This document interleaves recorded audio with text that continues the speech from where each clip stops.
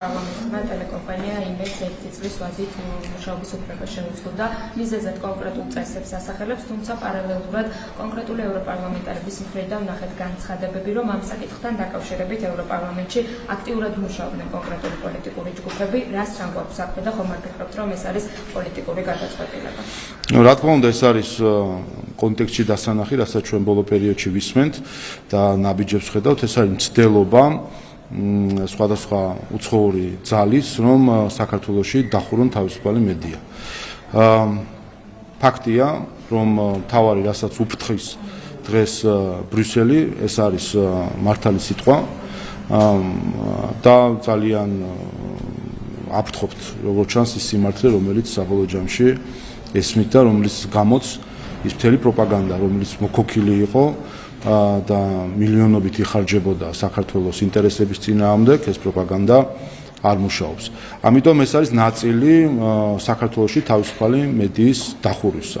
სწორედ ეს არის გაგრძელება დიდ ბრიტანეთის მიერ მიღებული მტრული გადაწყვეტილების მედიის წინააღმდეგ, რომლისას მიზანი არის, რომ დაიხუროს თავისუფალი მედია და მუქარას დიდი ხანია ვისმენდით ქალბატონი რასასგან, რომელიც გამოირჩევა ქართული ხალხის მიმართ ფაშისტური განცხადებებით, ამ მუქარას ვისმენდით და ვინაიდან სხვანაირად ვერ ასრულებენ ამ მუქარას, ეხლა თავის რაღაც ვიწრო წრეში, ასე ვთქვათ, პატარა წკენას ცდილობენ თავისუფალი მედიის წინააღმდეგ.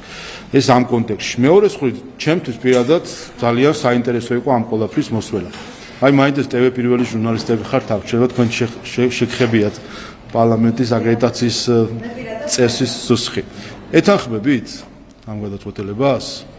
თქვენ ეთანხმებით? თქვენ თუ ეთანხმებით? არა, მაინც გეთანხმებით თუ არა? იმიტომ რომ მე გეტყვით. არა, მე გეტყვით. ჩემ მას გეუნებით მაგითო. გეუნებით.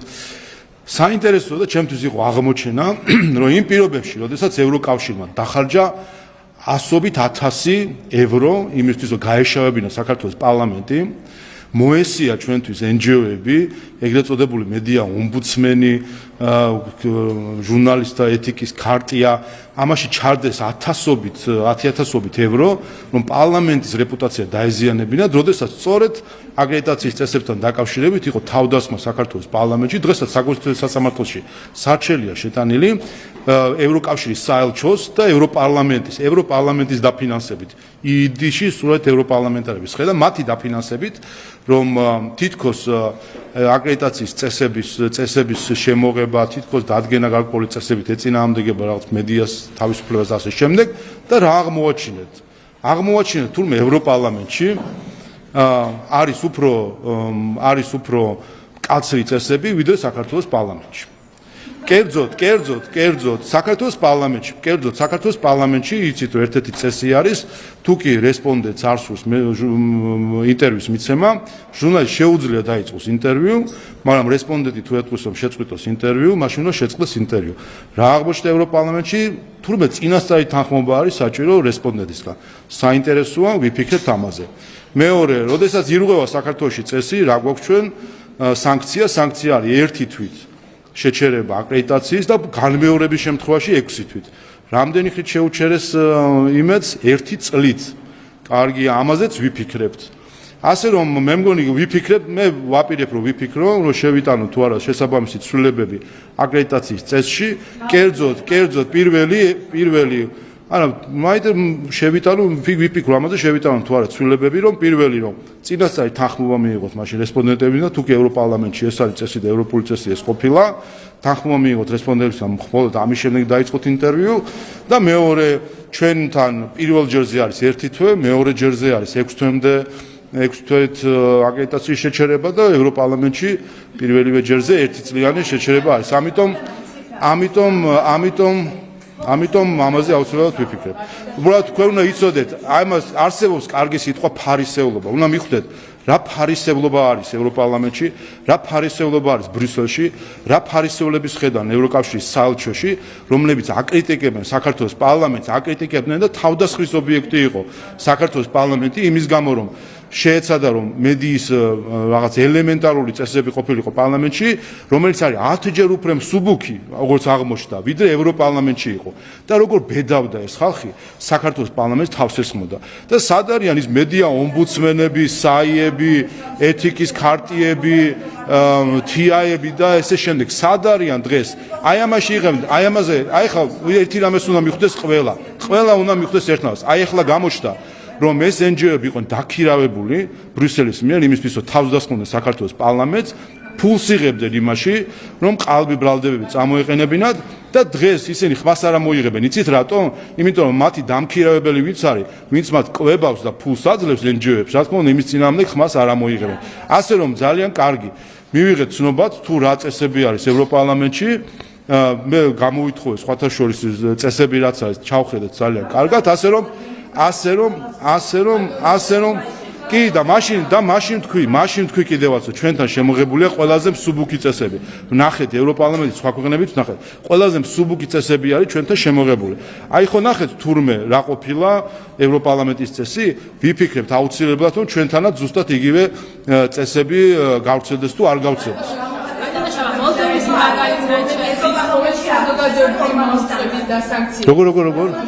როგორ მითხარით? ჩვენი შეზღუდვა არ იყო გამოხატვის თავისუფლების შეზღუდვა და ევროპარლამენტში არის ამას ამბობთ. თქვენ ამბობთ მაგას. თქვენ ამბობთ რომ ევროპარლამენტში არ არისო და საქართველოში არისო. თქვენ ამბობთ ამას. ანუ სოლიდარული ხართ თქვენ იმედი ჟურნალისტებს. თქვენი პოზიცია არის ვინც ითხოვს საზოგადოებრივი მოწყობის ხელმძღვანელი პირების დასაქცირებას რა აქვს თქვენ ამბობთ. უნდა შევხედოთ სახელებს და სახეებს.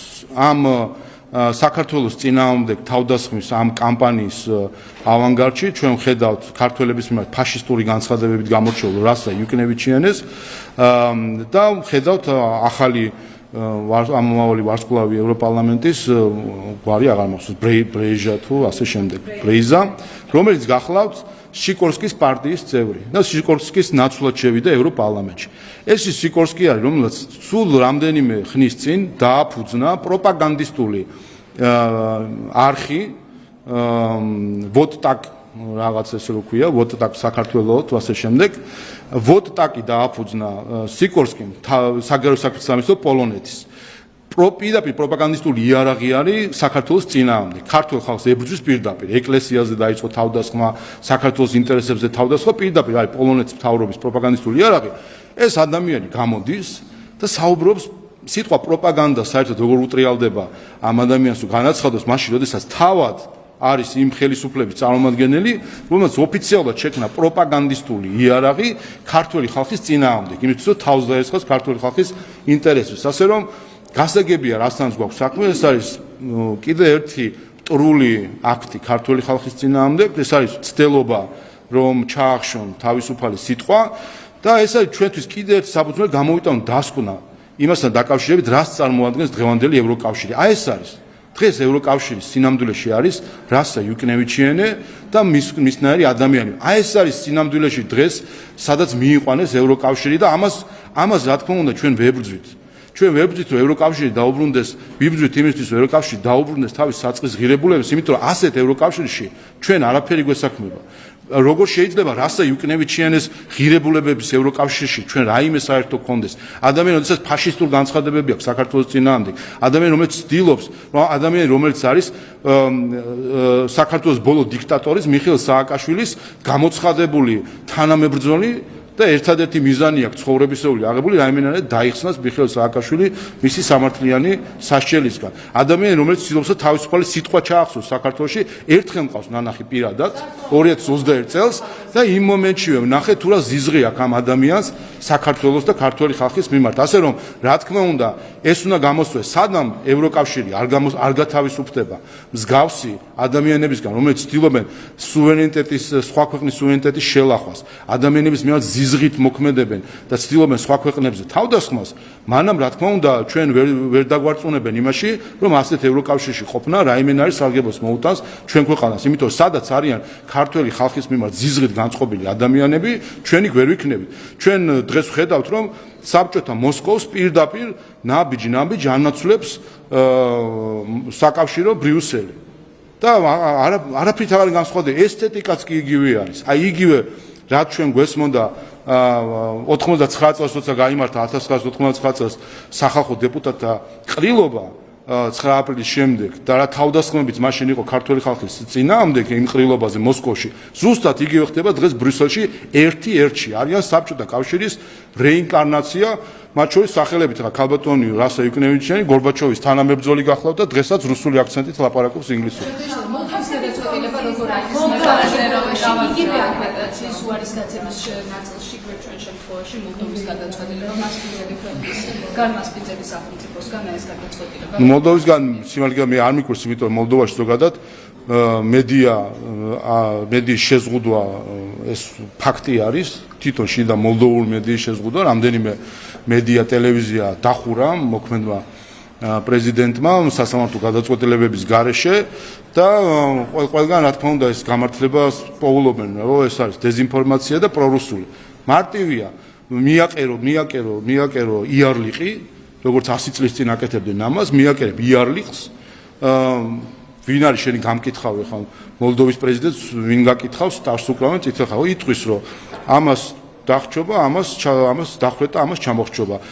არ არის არანაირი სასამართლო კონტროლი ამ საკითხებზე არ არის, არანაირი აქვია ინსტანცია რომელიც რამეს გადაწყვეტს, მიაწებებენ იარლიხს ვისაც რა უნდა, ხურავენ ტელევიზიებს მოლდოვაში, ხურავენ პარტიებს მოლდოვაში, ერთი კრიტიკული სიტყვა არის მის, რატო არ აკრიტიკებენ ქალბატონ სანდუს, იმიტომ როცა დაჭირდებათ ეტყვიან, რომ შენ უნდა საქართველოზე ახლა გააკეთო განცხადება და გახსოვთ 4 ოქტომბერს მაია სანდუმ ხარი დაუჭირა ხელისუფლების დამხობას საქართველოში, როდესაც მის კოლეგის საქართველოს პრეზიდენტის სასახლეზე მიდიოდა ძალადობრივი შტურმი, ქალბატონმა სანდუმ სოციალურ მედიით მოუწოდა ამ მოძალადეებს, რომ გაეგრძელებინათ ეს შტურმი. ხარი დაუჭირა და ამითი წააქეზა ისინი შემდეგ ძალადობაზე. ასე რომ ამიტომაც არის, რომ როდესაც ქვეყანა პატივს არცემს საკუთარ დამოუკიდებლობას, რასაც ქალბატონი სანდუ აკეთებს, ის ამბობს, რომ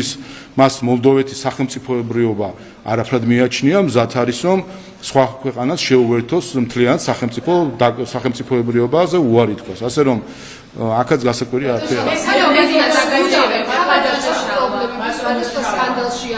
გახვეულები ევროპარლამენტარები, იგივე სამართლებრივ სკანდალში, სხვადასხვა განაჩენებში კონკრეტული кейსებიც არსებობს რეალურად, სადაც კონკრეტული ევროპარლამენტარები არიან კავშირში სხვადასხვა კორუფციულ სკანდალთან, სხვადასხვა დანაშაულებთან, ეს გაზემეთოებს, იგივე სააკაშვილის სკანდალის შემთხვევაშიც იფიგურებდა კონკრეტული ევროპარლამენტარი. დღეს ასე იმართება სხვადასხვა ევროპული დედაქალაქი, დღეს ასე იმართება ბრიუსელი.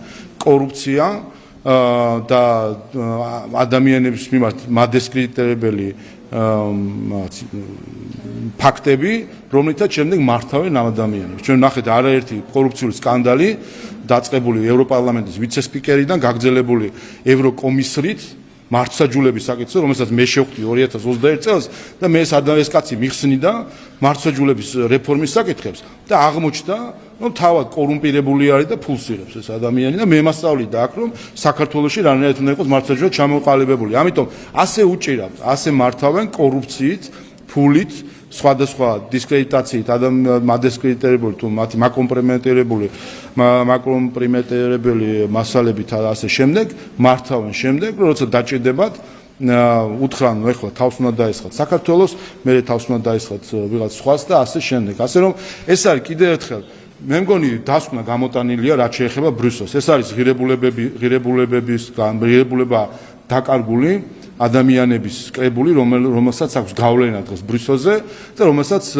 ევროკავშირი მიყავს უფსკრულისკენ. ჩვენ ამას ვცდილობთ გავაგებინოთ მათ შორის ევროკავშირის მოქალაქეებს, რომ ეს არის უფსკრული, საერთოდ მიაქანებენ დღეს ევროკავშირს და ჩვენ ვცდილობთ რომ ჩვენი სიტყვითაც რაღაც ჩვენი წვლილი შევიტანოთ ამაში, ვინაიდან ჩვენ გვინდა ვიყოთ წევრი ისეთი ორგანიზაციის, რომელიც დღეს ჭეშმარიტ ღირებულებებზე და ესენი თუ კომუნისტური მოსკოვისკენ მიექანებიან, ახლა იმას გამოვეკეცით სისხლით საბჭოთა მოსკოვს და ახლა საბჭოთა ბრიუსელი ნამდვილად არ გვხიბლავს ჩვენ რომ თქვენ წარმოიდგინეთ ახლა ანუ წევრი არ ვართ ევროკავშირის. არანაირი წევრი არ ვართ.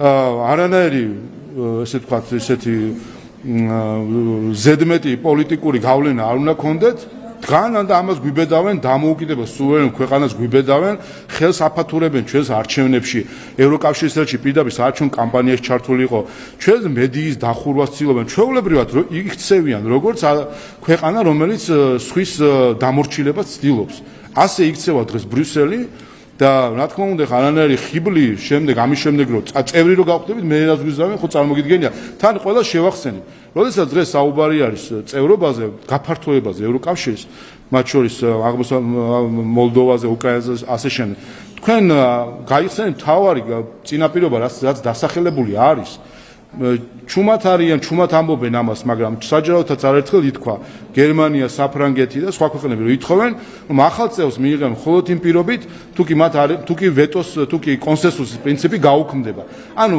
თუ მიიღებენ მოლდოვას თუ მიიღებენ ჩვენ თან ისე მიგვიღებენ რომ ხმის უფლებაც არ გვექნება და წარმოიდგინეთ ახლა რასა იუკნევიჩიანესთან ერთად ერთ ორგანიზაციაში ყოფნა რომელსაც მთლიანად უფლება აყრილი წევრი უნდა ვიყოთ ჩვენ ვეტოს უფლება არ უნდა გქონდეს ხმის უფლება არ უნდა გქონდეს რომელსაც გავლენა ექნება ასეთი უფლებო საბჭოთა კავშირის დროსაც არ იყო მე მგონი საქართველოს საბჭოთა რესპუბლიკა რაც წარმოქმნა აქვს ეხლა ის რომ ხმის უფლების გარეშე გადაწყვეტილებაზე გავლენის მოხდენის გარეშე რასა იუკნევიჩიანეს გემოზე უნდა იყოს საქართველოს რომელიც საქართველოს ხალხის მიმართ ფაშისტურ განცხადებებით არის გამორჩეული ევროპის პოლიტიკური ინსტიტუტის კვლევა გამოქვეყნდა სამების უზენაესობის მიღებებასთან დაკავშირებით და იქონდა 10 კანდიდატი ქვეყანას და საქართველოს მონტენეგროსთან ერთად უმაღლესი შეფასება დაიმსახურა მეორე ადგილზე გავედით საკმაოდ კომპლექსური კვლევა სამების უზენაესობის მიმართულებით ანტიკორუფციული სისტემის მუშაობით და ასე შემდეგ.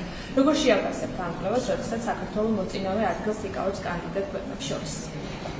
აღარ ვიცი უკვე თავს რატო იწუხებენ ისინი კვლევით ან ჩვენ თავს ვიწუხებთ კითხვით იმიტომ რომ ხედავთ რომ ბრიუსელს ასეთი რამე არ აინტერესებს კვლევა ემპირიული ანალიზი ფაქტები აღარ არის ბრიუსელის ინტერესი იციან რომ რასა იუკნევიჩიან რასა სიტყვის ის არის სიმართლე მორჩა ჩვენ მიმყოფებით ახალ ეპოქაში როდესაც იტყვიან თეთრზე შავს და იტყვიან რომ მე მაქვს ატომური ბომბი ამიტომ თეთრზე ვიტყვი შავს და შენ უნდა გაიმეორო რომ თეთრი არის შავი მე მაქვს ეკონომიკური ბერკეტები გეტყვის ბრიუსელი ამიტომ შავზე ვიტყვი ხა თეთრს და შენ უნდა თქვა რომ დიახ ეს არის თეთრი არანაირი სამართლიანი ფაქტებზე დაფუძნებული დიალოგი აღარ არსებობს ეს არის ჩვეულებრივი ძალის პოლიტიკა რომელსაც დღეს ხედავთ რომ ბრიუსელი სულ უფრო და უფრო მეტად იყენებს მათ შორის იმ საგარეო პოლიტიკური ხელმძღვანელობის ხელში რომელსაც ახლა დღეს არის და ეს არის სწორედ ესტონიზაცია ევროკავშირის, რაზეც თეთრსახშიც საუბრობდნენ. ამიტომ კარგი ჩვენ ვიცით ჩვენი ჩვენმა მოქალაქეებმა იციან 10 არჩევნები მოვიგეთ, მე-11, მე-12 და ასე შემდეგაც მოვიგებთ, იმიტომ რომ ეს არის სიმართლე, მაგრამ ნუ სხვა რა ვქნათ, ახლა ევროკავშირისეც რო უთხრათ ეს არის ხო, ხო არ აინტერესებს. მისთვის ავტორიტეტი არის რასა იუკნევიჩიანეს პოლიტიკური გეგმები და ამის განხორციელება დაივიწყეთ. არ არსებობს არანაირი შანსი იმის, რომ დღევანდელ ბრიუსელთან ჩვენ დღევანდელ ბრიუსელმა გადადგას რაიმე ნაბიჯი, რაიმე ობიექტურ ანალიზზე დაფუძნები. ეს არის ჩვეულებრივი ცივად გათვლილი პოლიტიკური გეგმები, რომელშიც ჩვენ ვართ მხოლოდ ინსტრუმენტი. არანაირი ინტერესი საქართველოს მიმართ არ აქვს, მხოლოდ ერთი ინტერესი აქვს, როგორ დააზიანონ ჩვენი მეშვეობით რუსეთი. რა შეიძლება რომ ჩვენი მეშვეობით დააზიანონ რუსეთი. ჩვენ ვართ მხოლოდ იარაღი. აი ეს არის დაყვანილი ვართ ჩვენ ადამიანები საქართველოს მოსახლეობა დაყვანილი ვართ ინსტრუმენტამდე ბრიუსელის თვალში რომელიც გამოსაყენებელი არის სხვა ქვეყნის მესამე ქვეყნის წინააღმდეგ აი რამდენად არგებს ახლა რა ურჩევნიათ რომ სანქციები დაუწესოთ ჩავკეტოთ დაზიანდება საქართველოს ჯანდაბადა ზაქონია დაზიანებული იყოს ბოლომდე ეს ხო გითხრა ევროკავშირის ელჩმა გითხრა რამდენიმე კვირის წინ როდესაც ჰქონდათ ღონისძიება სადაც მათ თქვა რომ ევროკავშირის ქვეყნებიო ზიანდებით, იმით რომ სანქციებს უწესებთო და ამ დროს საქართველოს სანქცია დაწესებული არ აქვსო და იმ ზიანს ვერ იღებს და რას ქვია ეს რა არისო. იმიტომ რომ არ ადარდებს ევროკავშირისაც რა მოუვა საქართველოს. თქვენ რა გონიათ 9 მაისს დახარჯეს ამხელა თანხა ის რა ქვია პავილიონში მოაწყეს ზეიმი რაიმე ადარდებთ გონია აი ამ ფოჩიანი კამფეტების და ფერადფერადი ფოტოების გარდა და იმ ანტისამთავრობო მიტინგის გარდა, რომელიც 9 მაისს ჩაატარეს თბილისის შუაგულში და ერთი სიტყვა არ ახსენა არც ევროკავშირის ელჩმა, არც ხვებმა 9 მაისის გამარჯვებასთან დაკავშირებით და ჩვენი ვეტერანები და ჩვენი ჯარისკაცები 300,000 ჯარისკაცის სისხლი ერთხელ არ ახსენეს ამ ღონისძიებაში, მაშინ როდესაც მთელი ქვეყანა 9 მაისს აღნიშნავდა. ასე რომ კიდევ ერთხელ ჩვენ მათ თვალში ვართ მხოლოდ ინსტრუმენტი და იარაღი და ასე გვიყურებთ. შეიძლება მე ცდილობ გეკითხებდო ამ შემთხვევაში რეკომენდაციებს გულისხმობ ზოგადად რომ გითხოთ ბაზონაშალა ჯერ გითხოთ უშუალოდ ფასების კომისიის მუშაობა და შედეგებიც და გითხარით პროცედურულ ნაწილზეც ფასების კომისიის დასკვნა ფედერაციის მოვალენი ჰქონდა რომ დაგებოდა ბიუროზე და შემდეგ გავიდოდა სესიაზე და შემდეგ ვთქვათ შედეგი ანგარიში გავიდე რა შეეხება რაც გაიცა ფასების კომისიის მხრიდან და შედეგს უკვე აისახა ფასებთან დაკავშირებით ბაზარზე. აი ამასაც რომ გავხსოვთ, მაგ რეკომენდაციას. პირველ რაც შეეხება ანგარიში გადაეცა ბიუროს და წინა ერთ-ერთ ბიურომ ეს ცნობად მიიღო. პლენარულ სხდომაზე გამოტანა არ არის დაგეგმილი. თავად პროცესი საჯარო იყო. მე მგონი ჩართული იყო მთელი ქვეყანა და მედიის ჩათვლით და მოსახლეობის ჩათვლით და საპარლამენტო ოპოზიციის ჩათვლით, ასე რომ ყველა ასე ვთქვათ მიგნება და ყველა დასკვნა საჯარო და განხილულია ისედაც. რაც შეეხება რეკომენდაციას. იგი თავისთავად გადაგზავნა, ეხლა ისეთ საჯარო დოკუმენტი არის გამოქვეყნეს, ითვლება რომ ისედაც ცნობაც აქვს მიღებული მთავრობას. დიახ, მე გეტყვით თავარი რაც არის და რატომ იყო მნიშვნელოვანი საპარლამენტო კომისიის მუშაობა და რა გვაქვს დღეს ჩვენ და რა განსხვავდება აქამდე არსებული მდგომარეობიდან.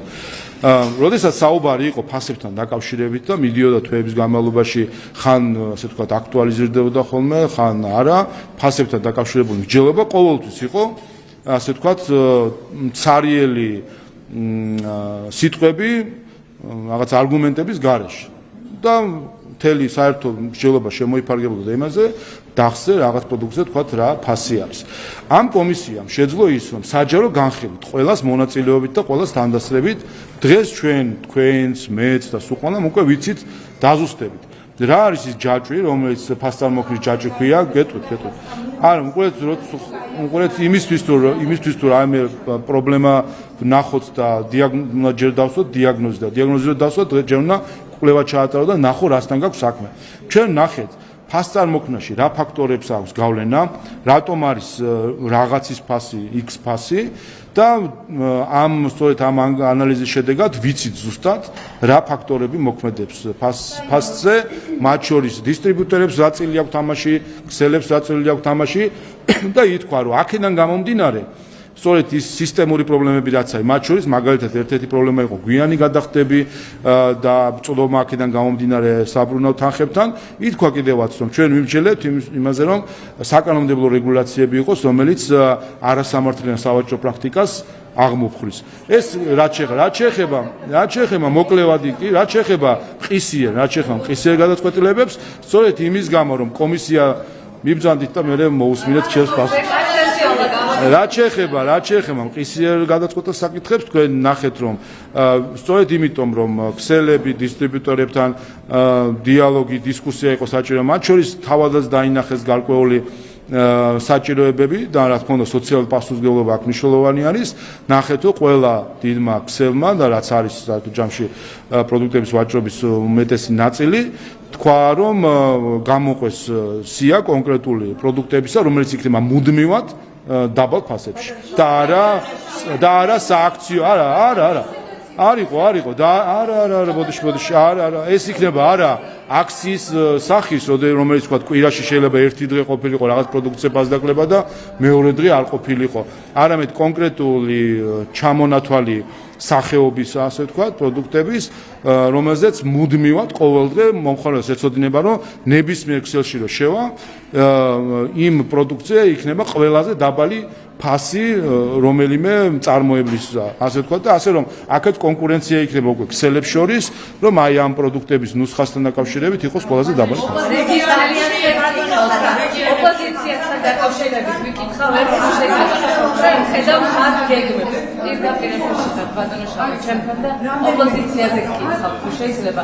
ისინი ცდილობენ რომ ახლა ხალხთან კიდევ უფრო მეტად და მჭიდრო კონტაქტი ჰქონდეთ, საუბრობენ რომ კარდაკარის პრინციპით უნდა დაუახლოვდნენ კიდევ უფრო მეტად მოსახლეობას და დაგეგმილია 26 მაისს აქცია. თქვენ როგორ ვფიქრობთ რა შანსი აქვს? ამ წელს შავი ეს თარგეტებად შეიძლება რომ მათ იყოს შემთხვევები, როდესაც თბილისში მათ შორის მოქალაქეები ხელსაც არ ეთქმებენ, რაც ამბობს ეს ოპოზიცია. რაც შეეხება შანსებს, მათ აქვს ერთადერთი შანსი. მათ რიგებში იმ ადამიანებს თუ კი ვინმეს რაიმე შერჩენილია კიდე საკუთარი ქვეყნის მიმართ პასუხისმგებლობა და სიყვარული. მათ ერთი შანსი არ გამოიყენეს აქ 2 დღის წინ, როდესაც იყო აღსაყდრება საქართველოს კათოლიკოს პატრიარქის და არ მოვიდნენ იქ. ნახეთ რომ ისინი რადიკალური ოპოზიცია საქართველოს ისტორიაში უმნიშვნელოვანეს მომენტს საქართველოს კათოლიკოს პატრიარქის აღსაყდრებას არც კი დაესწრნენ. ინტერესიც არ ქონიათ, არც კი მოსულან, რომ ყოფილიყვნენ რაღაც თანამონაწილე ამ დიდი მოვლენისა, რომელიც იშვიათად ხდება ქვეყნის ისტორიაში. მეორე 26 მაისი არის და 7 საათზე რო ფიქრობენ, არაპირებენ დილით აღნიშნონ მათ, როგორც აღნიშნავს მთელი ქვეყანა, მაშინ როდესაც წევანდელები დადებენ ფიცს თბილისსა და სხვადასხვა ქალაქებში დადებენ ფიცს საქართველოს წინაშე. არც ამის თანამონაწილეები არ უნდა რომ იყვნენ. ასე რომ ვისაც არც ჩვენი ქვეყნის სულიერი მხარე აინტერესებს და არ ჩვენი ქვეყნის სახელმწიფოებრივი მხარე აინტერესებს, მათ გავიგეთ, მათ შედეგად აინტერესებს მხოლოდ ერთი რამ. როგორ დათვლიან მათ თავებს გარედან. ეს თქვა კიდევაც ნიკა გვარამიამ, რომ 26 მაისის მიზანი მათთვის არის ის, რომ გამოვიდნენ და დაენახონ მათ პატრონებს ქვეყნის გარეთ, იმისთვის რომ კიდევ რაღაც მოწყალება გაიღონ მათ მიმართ 1-2 ცენტი თუ ევროცენტი გადმოუგდონ სამოწყალოდ. აი ოპოზიციის ნაცვლად ჩავეკითხები, თუ შეიძლება ოპოზიციაზე ჩავეკითხები. ჩვენ ნახეთ რომ მათ რეგიონებში ხონდა ჩაგდრა მცირე რიცხოვანი ხალხი შეკრებას მუჩებს ახლა თბილისში დედაქალაქში ეკეთებენ იგივეს, თუმცა ხალხი შეკრება აქაც უჭირს და მათ შორის იყო ფაქტები, როდესაც მოქალაქეები ხელსაც კი არ აკმევენ მათ. მას ამბობს ეს ოპოზიციისთვის ეს ფაქტები. ოპოზიციისთვის აბსოლუტურად, იმიტომ მათთვის თავარი არის რომ ხელი ჩამოართვას ევროკავშირის ელჩმა და ვნახეთ ჩვენ 9 მაისს ელჩებთან კარგად ჩახუტებულები ვნახეთ. ну როგორ არიხუტებს მას ქართველი ხალხი ეს მათ ესეც ვნახეთ და ესეც არის, ეს იქნება ყოველთვის. ეს იქნება ყოველთვის ასე. ერთადერთი რაც არის რომ მათ უქმნიან ყალბ იმედებს უცხოელები რომ მათი მხარდაჭერით მოიყვანენ ხელისუფლებაში ქართველი ხალხის ნების წინააღმდეგ. და ამასაც ხედავთ კიდევ 2024 წლიდან მოყოლებული, რომ ცდილობენ ქართველი ხალხის ნების გადატეხვას გარედან, იმისთვის რომ რაიმენაირად სააკაშვილი და მსგავსი ჯგუფები მოიყვანონ ხელისუფლებაში. ასე რომ კიდევ ერთ რამეს ნიშნავს, ის ვინც ზურგს აქცევს ქართველ ხალხს, მას ქართველი ხალხიც აქცევს ზურგს. სამთავროებთან დაკავშირებით დუმაში მიიღეს ხელი მოეწერა შეთანხმებას პროგრამა ინტეგრაციის შესახებ. და ეს არის ანექსის გაგრძელება სამხედროების და აი რას ვაკეთებთ ასეთში, რას აკეთებს სახელმწიფო უწყებები და რა რეაქცია ექნება საქართველოს?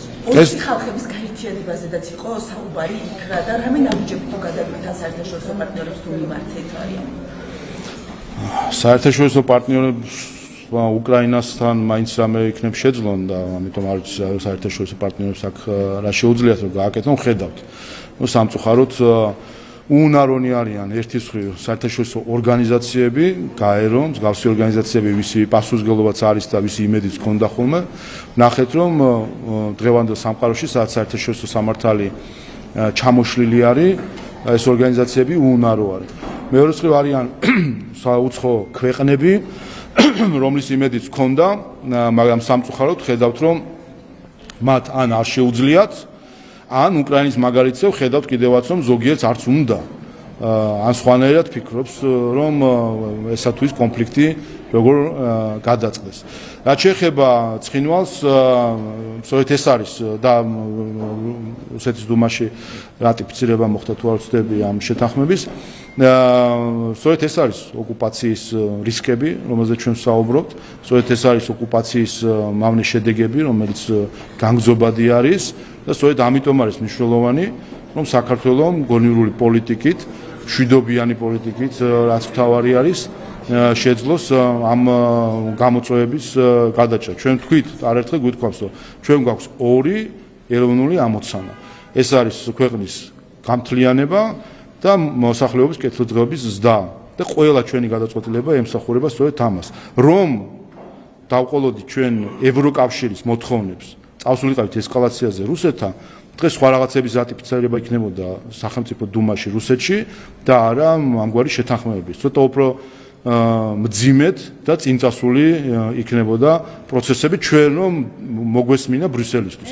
სამწუხარო იმასთან შედარებით რაც შეიძლება მომხდარიყო, ეს არ არის ის ჰიპოთეტურ შეხედეთ უკრაინას და შეხედეთ უკრაინას და ნახავთ რას ნიშნავს პრაქტიკაში ეს რისკები. მოусმინეთ კანცლერ მერცს, რომელიც ამბობს ევროკავშირში გაწევრიანების ლამის წინაპირობად დააყენა ის, რომ უკრაინამ უარი ითქვას საკუთარ ტერიტორიებზე და ის დაუთმოს რუსეთს. ეს მერცმა თქვა პირდაპირ, რომ ტერიტორიების დათმობა სავარაუდოდ მოუწევს უკრაინას რუსეთისთვის და ეს გაუხსნის მას გზას, გაუადვილებს გზას ევროკავშირისთვის. როგორც საქართველოს რასაკეთებთ ამ კონკრეტულ შემთხვევაში, როცა იმ პირობებში, როდესაც წესებზე დაფუძნებული საერთაშორისო წესრიგი არის მოშლილი, როდესაც არათუ რეზოლუციები ადამიანების ომი და ადამიანების ხოცვის შეწყვეტა ვერ ხერხდება, რა თქმა უნდა, რთულია და შეზღუდულია ის რესურსები, რომ ზემოქმედება კონდეს საქართველოს ამგვარ გადაწყვეტილებებზე. ჩვენთვის აქედან გამომდინარე, თავარი არის ის, რომ ჩვენი პოლიტიკა მიმართული იყოს, რომ არ დაზიანდეს გრძელვადიანად ის ინტერესი, რაც გულისხმობს საქართველოს გაერთიანებას და ეს არის მნიშვნელოვანი. არაფრის გაკეთებას არ აპირებთ ამ შემთხვევაში, აი ამ კონკრეტულ ფაქტთან დაკავშირებით არ იქნება არანაირი რეაგირება, ხო? რა თქმა უნდა, ჩვენი რეაგირება გახლავთ ჩვენი განცხადება ამასთან დაკავშირებით და ის, რომ ეს არის საერთაშორისო სამართლის კიდევ ერთი დარღვევა. სხვა მხრივ უკრაინაში კიდევ ერთხელ სტატისტიკას გაიცანეთ ყოველდღე რამდენი ადამიანი კვდება ომში და რას აკეთებს მთელი სამყარო ამის წინააღმდეგ. მითხარით რა გააკეთა? მითხარით ერთი რამე რაც გააკეთა. ერთი რამე რაც გააკეთა, რომ გუშინ წინ უკრაინაში ქალები და ბავშვები დაიხოცენ. მითხარით ერთი რამე რაც გააკეთა სამყარო. იმისი ბრალია, რომ იმისი ბრალია, ხო და გეუნები, იმისი ბრალია, რომ ისინი, ვინც საერთაშორისო წესრიგზე იყვნენ პასუხისმგებელი, ვერ აღმოჩნდნენ იმ პასუხისმგებლობის იმ სიმაღლეზე, რაც უნდა გამოეჩინათ მათ, მანამ სანამ ეს ომი დაიწყებოდა. და ჩვენ ნახეთ, რომ საქართველოს მიმართაც ამ პასუხისმგებლობას ვერ იჩენდა ვერავინ, ხედავდით ხარებს, რომელიც ესკალაციისკენ მიდიოდნენ, ერთი მხრივ რუსეთი, მეორე მხრივ სხვა მეორე ნაწილი და რომელსაც ჩვენს ერთის და მეორეც გვიყურებდა, ერთს ოკუპირებული აქვს ტერიტორია, მეორე გვიბიძგებდა ესკალაციისთვის და დღესაც ჩვენ ვიქნებოდით არათუ ომში უკრაინასავით, ჩვენ უკვე ნაომარი, დანგრეული, გაპარტახებული ქვეყანა ვიქნებოდით და თითცე ვერაფერს ვერ დაადებდა ამის წინააღმდეგ. ანექსიის საფრთხეს არ აუშავს, ხო? სწორედ ანექსიის საფრთხები რო არსებობს, ამიტომაც არის მნიშვნელოვანი გონივრული პოლიტიკა, რომ ჩვენ შევძლოთ ჩვენი ქვეყნის ტერიტორიული თვითმფრინავების საფრთხე. ზელენსკის შეხვედრაზეც გითხავთ რა და უკრაინის თემამდე მივედით რა და აი ამ შეხვედრას თქვენ როგორ აფასებთ და ხო არ გძნობთ განყოფილ ხელმძღვანელობას იმ განცხადებების გამო, რაც გაკეთებულა თქვენი ხელისუფლების წარმომადგენლების მხრიდან უკრაინის მთავრობის წარმომადგენლების მისამართით. ყველა ჩვენი განცხადება ნაკარნახევიდან განპირობებული არის საქართველოს ეროვნული ინტერესებიდან და ყველა ჩვენი განცხადება იყო რიგ შემთხვევაში ასევე რეაქცია იმ მტრულ თავდასხმებზე, რომელიც უკრაინის ხელისუფლების მხრიდან საქართველოს მაგალითად მტრული თავდასხმა იყო ის, რომ უკრაინის პრეზიდენტი მოითხოვდა საქართველოს ხელისუფლებისგან, რომ ჩვენ მებრძოლები გაგვეშვა ოფიციალურად საომრად, რაც გულისხმობდა ომში პირდაპირ ჩართვას. რა თქმა უნდა, ეს არის მტრული თავდასხმა, პოლიტიკური თავდასხმა საქართველოს და ვინაიდან ამითი ჩვენ გვითრევდნენ პირდაპირ რუსეთთან სამხედრო დაპირისპირებაში. გაგმაყოფილებთ ეგ პასუხი. მეორე მეორე ასევე არამეგობრული აქტი იყო საქართველოსდან უკრაინის ელჩის გაწვევა, რის გამო თუ გახსოვთ? იმის გამო რომ არ გაუშვით მებრძოლები, ანუ ომში არ ჩავერთეთ პირდაპირ და იმის გამო რომ სანქციები არ დაუწესეთ რუსეთს. ასე რომ არა, ეს ნაწილი რომ დავხუროთ, გეტყვით რომ ყველა განცხადება არის ძალაში, ყველა განცხადება იყო ეფუძნება ეროვნულ ინტერესებს და ასე არის ყველა. რაც შეეხება განცხადების ფორმებს, ის განპირობებულია იმაზე, როგორი მომართვაც არის, ისეთ პასუხს იღებს ყველა ხელისუფლება ჩვენგან. რაც შეეხება შეხედოთ და ასევე მტრული აქტი იყო საქართველოს პრემიერ-მინისტრის სანქციებულ სიაში შეყვანა უკრაინის პრეზიდენტის მიერ. იმედი ამასაც მეგობრობას არ დაარქმევთ. შესაბამისად, ამ ყველაფრის შემდეგ, როდესაც ხარ უკრაინის პრეზიდენტი და როდესაც ითხოვ რომ საქართველოს ჩაერთოს ომში იმით რომ გამოგიგზავნოს ოფიციალურად მებრძოლები და რა თქმა უნდა ეს განიმარტებოდა როგორც ომში პირდაპირ ჩართვა, როდესაც ეუბნებიო სანქციები დააწესოს და თავისთავი დაანგრიოს საკუთარი თავი ამითი. როდესაც პრემიერ-მინისტრს სანქციებულთა სიაში სვავ, ამის შემდეგ, როდესაც მიდიხარ იმ პრემიერ-მინისტრთან, რომელიც შენი ხელით შეიყვანეს სანქციებულთა სიაში და მამამისიც სხვათა შორის, მიდიხარ და გინდა რაღაცა თქმელი უთხრა და დალაპარაკება გინდა, რა ვიცი, მე მგონი ეს აჩვენებს იმას, რომ შესაძლოა ეს იყოს სიგნალი, რომ გადააზრება ხდება პოლიტიკის. ნახოთ, ჩვენ ამის იმედი გვაქვს, ხა მოხდება თუ არ მოხდება ეს მათი გადასაწყვეტი არის, ვერც ხა 4 წელი არის ამ რეჟიმში ვართ და ხედავთ რომ ჩვენი დაზიანება ასეთმა ნაბიჯებმა არ შეძლო, პირიქით ერთადერთი აზიანებს უკრაინის ხელისუფლებას საკუთარ თავს, საკუთარ რეპუტაციას ქართველი ხალხის თვალში. თუ უნდა ამის გამოსწორება, ჩვენ მზად ვართ მოусმინოთ. ასე რომ ნახოთ რა აქვს სათქმელი, მოусმინეთ. ახლა ეს ხო პირველი კონტაქტი და ასე ვთქვათ, გაცვლა აზრების თუ მოსაზრებების თუ ჩვენება განწყობის. ნახოთ რა აქვს სათქმელი ჩვენთვის და ამის მიხედვით მივოქრეთ. კიდევ ერთხელ ჩვენი გამსაზღვრელი არის საქართველოს ეროვნული ინტერესები. ნურავის ნუ ექნება ილუზია, ნურც კიევში, ნურც ბრიუსელში, ნურც სხვა დედაქალაქში, რომ საქართველოს ხელისუფლება ერთ ნაბიჯს გადაგავს, რომელიც საქართველოს ეროვნულ ინტერესებს ეწინააღმდეგება. ორი კითხვა მაქვს ირაკლი შაიშმელაშვილზე ერთი ესახება მის თავშესაფარს, რომელიც მან შეერთებულ შტატებში მიიღო. მისთვის სისხლის სამართლის საქმე აქ აღძრული წინასწარ პატიმრობა მაშივი და საგამოძიებო უწყება მას აღალებს სახელმწიფო გადატრიალებას 4 ოქტომბერში 4 ოქტომბრის რევოლუციაში მონაწილეობას. როგორ აღმოჩნდა რომ შეერთებული შტატები მას პოლიტიკურ თავშესაფარს აწევს? როგორ ახსნით? მე აუხსნა, მე მგონი შეერთებული შტატებმა უნდა ახსნათ თუ ეს ასე არის, არ ვიცი მე ეს ასე არის თუ არ არის, მას არ უთქვამს. უასეა, რამდენადაც ვიცი, მე რამდენადაც გავეცანი, ერთ-ერთმა პოლიტიკოსმა, ქართველმა პოლიტიკოსმა თქვა, რომ მას მისცეს თავშესაფარი. არ ვიცით ეს ასეა თუ ასეა, მაგრამ ჯერ თვითონ თქვას, გავერკვიოთ არის თუ არა და მე ქალბატონმა ბესელიამ თქვა, რომ მოძებნა რო არ დაგჭირდეს და ნახოთ, თვითონ თქვას, გავიგოთ რა არის და ამის შემდეგ ჩვენ ვებძვით, ჩვენ ვეძებთ ჩვენს კრიმინალებს, რაც უფრო მალე მივწვდებით და მალე მოხდებიან საჯარისო დაცვა, მით უფრო კარგი. სხვას თუ უნდა რომ ვინმე კრიმინალი თავისთან ყავდეს, ესეც იმ ქვეყნის არჩევანი არის. აგერ უკრაინას ხელისუფლებაში ყავს ქართველი კრიმინალები, ადეიშვილის და გიალორთიფანიძეს სახით, ასე რომ ეს მათი არჩევანია. ჩვენ ვეძებთ, ჩვენ მოთმინებით ველით, მოთმინებით ველოდით მიხეილ სააკაშვილს და აი ხედავთ რომ ის იხდის სასჯელს ახლა რუსთავის ეს აჩვენებს თუ არა? მე გამოვარ კომენტარზე და გეტყვით კამერაში. აჩვენებს თუ არა რომ საქართველოში წარმოებული საქმე, სისხლის სამართლის საქმე არ არის იმდენად სანდო, რომ ეს იყოს განსაზღვრელი თავშესაფრის. რატო მიხეილ სააკაშვილი არ თუ თავშესაფარი მოქალაქეობაც მისცეს და გუბერნატორიც გახდა და ეს რაიმენაირად აჩვენებს იმას რომ მიხეილ სააკაშვილი კრიმინალი არ არის? ბოლო კითხვა მაქვს ევროკავშირთან დაკავშირებით. დღეს დამტკიცდა რომ ივნისში ოფიციალურად გაიხსნება მოლდოვასთვის და უკრაინისთვის მოლაპარაკების პროცესი და ევროკავშირის ასეთი მზაობა არსებობს. თქვენ ცოტა ხნის წინ საუბრობთ რომ დაივიწყეთ რომ ვიდრე ესენი არიან გეოლოგიას გულისხმობთ რომ მათ გადადგან ჩვენ სასიკეთოდ რაიმე ნაბიჯი. თქვენ რას გააკეთებთ და როგორ წარმოგვიდგენია ამ ტრიოში საქართველოს უკან? პირველ რიგში კარგია რომ ახსენეთ რომ მოლაპარაკებები შეიძლება დაიწყოს. არა ივნისში არის საბჭო ჩანიშნული და იქ უნდა იმსჯელონ ამ საკითხს. მაგრამ ახლა მოდი გადათვალეთ კალენდრულად რამდენი ხანი გავიდა მას შემდეგ რაც თქვეს რომ რაც კანდიდატის სტატუსი მიანიჭეს თუ მოლაპარაკების გახსნა. ხო გახსოვთ როდის იყო 2023 წელს თუ არ ვცდები, თუ 22 წელს თუ 23 წელს 3 წელი გავიდა თუ არ ვცდები.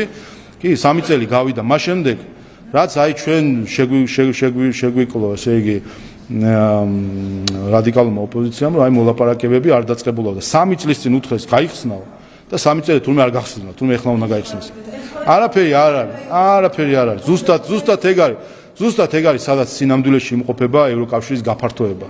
ახლა გახდით მონტენეგროში, სლოვაკეთშიც გახდით, ნახეთ მონტენეგროში მათ შორის კონფერენცია, სადაც სხვა კანდიდატი ქვეყნებიც ნახე კოლეგები, რომელიც 15 წელია, 17 წელია, 12 წელია ამ პროცესში არიან და ბოლოს ვერ ხედავენ. დღესდღეობით ერთადერთი მონტენეგრო არის, რომელსაც აქვს რეალური შანსი რომ წევრად მიიღოს, სხვა დანარჩენებზე ასე იწილო-ბიწილო თამაში მიდის, ხან ასე მიუტრიალდებიან, ხან ისე. ასე რომ კიდევ ერთხელ ამიტომ აქვე უბრალოდ არა ფაქტის კონსტატირება მოვახდინოთ, რომ ის მოლაპარაკებები გაიხსნაო და ჩვენ რომ თურმე უარი ვთქვით მოლაპარაკო. ხო და რაზე ვთქვით, თუ არის საერთოდ იმათაც კი არ ქონიათ გახსნილი, ეხლა უნდა იმსჯელონ, გაიხსნას თუ არა რეალურად მოლაპარაკებები. 3 წელი გავიდა, 3 წელი სად იყვნენ? 3 წელი სად იყვნენ? რატო არ ელაპარაკებოდნენ? 3 წელი გაიხსნა. ეს ერთი და მეორე, ჩვენ არ გვჭირდება დანაელების ძღვენი. ჩვენ არ გვჭირდება ისეთი დიალოგი, რომელშიც უნდა დააზიანონ ჩვენი ქვეყნის ინტერესები. ეს ითქვა 2024 წლის 28 ნოემბერს პრემიერ-მინისტრის მიერ. ჩვენ დანაელების ძღვენს არ მივიღებთ. როდესაც ამ მოლაპარაკებების, დიალოგის თუ სხვა კონტექსტში შემოდიან და უნდა თუ ხელი აფათურონ ჩვენს ყველაზე მთავარ საკითხებში, ჩვენს ღირებულებებში, ჩვენს ფასეულებში, ჩვენს მედია თავისუფლებაში, უნდა დაფათურონ ხელი იმაზე, რაზეც დგას ეს სახელმწიფო. აი ამას ქვია სწორედ დანაელების ძღვენი და დანაელების 2024 წლის 28 ნოემბერს სწორედ ეს ითქვა პრემიერ-მინისტრის მიერ, რომ ჩვენ ისტორია, სწორედ ჩვენი მრავალსაუკუნოვანი ისტორია და იმის მომსწრევართ იმ ისტორიისა, რომელიც სწორედ ამ ძღვენს ეძღვნება, სწორედ აქედან გამომდინარე ვთქვით 28 ნოემბერს, რომ ჩვენ არ მივიღებთ დანაელების ძღვენს, ვისაც უნდა დალაპარაკება ჩვენთან, როგორც თანასწორთან და არა თითის ქნევით და ზემოდან ყურებით, როგორც მოსკოვი გვიყურებდა, თუ კი ეს აქვს ბრიუსელს დღეს ჩაფიქრებული და ასე გვიყურებს, ჯერ დაეშვან ჩვენს თანასწორ სიმაღლეზე და მე ვისაუბროთ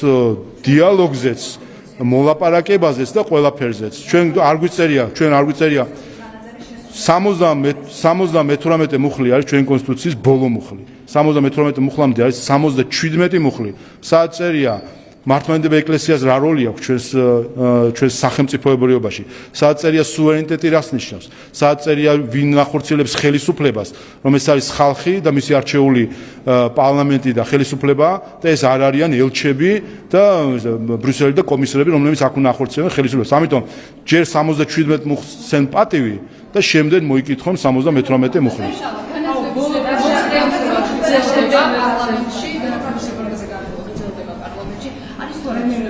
ისეთი, რაც შეიძლება იწვევდეს საბჭოთა იყოს. განათლების მასეთი არსებობს რეალურად ოპოზიციის მხრიდან. თვითონ ცვლილება განხილვა რომ შეფასოთ რეფორმას. ზოგადად მე მგონი აი რაც უფრო მეტი დრო გადის, ხედავთ რომ საზოგადოების პირველი რეაქცია რაც იყო დაანონსებულ რეფორმაზე, იყო სწორი რეაქცია, ის რომ საჭირო არის რეფორმა, საჭირო არის ძირეული რეფორმა და იმისთვის ჩვენ თუ გვინდა ჩვენ რომ ვიყოთ ასე თქვა თანაბარ დონეზე იმ სახელმწიფოებთან, რომელსაც აქვთ მაღალი ეკონომიკური მაჩვენებლები, ჩვენ ჭირდება რომ ჩვენი განათლების სისტემაც იყოს მოწოდების სიმაღლეზე. ის ეკონომიკური დისტემპი, რომელიც ჩვენ გვაქვს, მათ შორის საჭიროებს კვალიფიციურ კადრებს, საჭიროებს სხვადასხვა მიმართულებით და იცით რომ მათ შორის ტექნიკური მიმართულებები ერთ-ერთ პრიორიტეტად არის გამოცხადებული კადრების აღზრდას, ვინაიდან სამწუხაროდ ისე მოხდა რომ ჩვენი დამოუკიდებლობის პერიოდში სწორედ ამ მიმართულებით ჩვენ ისევ ძველ კადრებზე, იმ კადრებზე, გამოცდილ კადრებზე ვართ და დამოკიდებული, რომლებიც რამდენიმეღა შერჩა ამ ქვეყანას და მათი მათი საქმიანობა არის მნიშვნელოვანი, მაგრამ ახალი კადრები ამ სფეროებში არის. ასე რომ საზოგადოება რაც თავარია ჩვენს გვერდში დგას, მხარს უჭერს ამ რეფორმას. რაც შეეხება მათ, ვისაც აქვს პირადი მერკანტილური ინტერესი, მათთან რა თქმა უნდა ვერასდროს ვერ შევთანხმდებით. ერთ საკითხავ კანონების აღსრულების ნაწილში საქართველოს როლი რომ შეფასებულია კანონის უზენაესობის მედეგობასთან დაკავშირებით. თქვენი საუბრეთ და აი ამ ნაწილში, როდესაც კანონები სრულდება საქართველოში, რა პროგრესს განიცდის ახლა ქვეყანა ამ მიმართულებით? უბრალოდ ეს აჩვენებს მათ შორის სახელმწიფოს სისტემის გამართულობას. აჩვენებს პარლამენტის და მთავრობის მუშაობის შეთანხმებულობას, ის რომ ეს კოორდინაცია მთავრობასა და პარლამენტს შორის არსებობს, ესეც ამ ნაწილია სწორედ ის, რომ პარლამენტის მიერ მიღებული კანონები სათანადოდ სრულდება შემდეგ უკვე აღმასრულებელი ხელისუფლების სხვადასხვა დანაყოფის მიერ და აჩვენებს კიდევ ერთხელ ჩვენი სისტემის გამართულობას, მათ შორის სასამართლო კონტროლის გამართულობას აღსრულების პროცესზე, რაც საბოლოო ჯამში აისახება რაში? აისახება ეკონომიკურ ზრდაში, აისახება ინვესტიციებში, აისახება სხვადასხვა მიმართულებით, რაც ობიექტური არის, მაგრამ კიდევ ერთხელ თქვენ ნუ გექნებათ იმედი, რომ ამას რაიმე გავლენა ექნება რომელიღაც ბრიუსელელი ჩინოვნიკის მოსაზრებაში, იმიტომ რომ მათ ეს როგორც კი მოივათ იმეილზე ახალი რაღაც კვლევა, იქვე ჩააგდებენ, ასე ვთქვათ, გადააგდებენ ნაგვის ყუთში და აიღებენ თავის სიას, როგორ ვავნო საქართველოს, ასე ჰქვია იმ სიას და დაიწყებენ მონიშნავს, რომ ტელევიზია დავხუროთ, პარლამენტი გავაუქმოთ, ჩვენი ემისრები დავნიშნოთ და ასე შემდეგ. ასე მონიშნებით არიან დაკავებული, მაგრამ თქვენთან ერთად ხედავთ, რომ უშედეგო არის მათი ყოველგვარი ცდილობა. მადლობა.